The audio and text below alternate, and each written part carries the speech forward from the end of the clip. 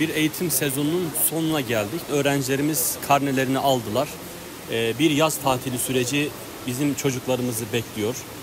Bu süreçte çocuklarımızın evde boş oturmalarını tabii ki istemeyiz. Bir taraftan kitap okuyarak kültürel birikimlerine değer katmalarını beklerken diğer yandan da sportif faaliyetlerde bulunmalarını istiyoruz. Ailelerin de çocuklarını özellikle bizim yaz okullarımıza göndermelerini bekliyoruz. Çünkü çocuklar burada bir yıl içerisindeki okulda yoruldular, yoğun çalışma ortamı içerisinde çocuklar yoruldular. Dolayısıyla bir takım psikomotor faaliyetler içerisinde, sportif faaliyetlerle kendilerine geleceklerdir inşallah.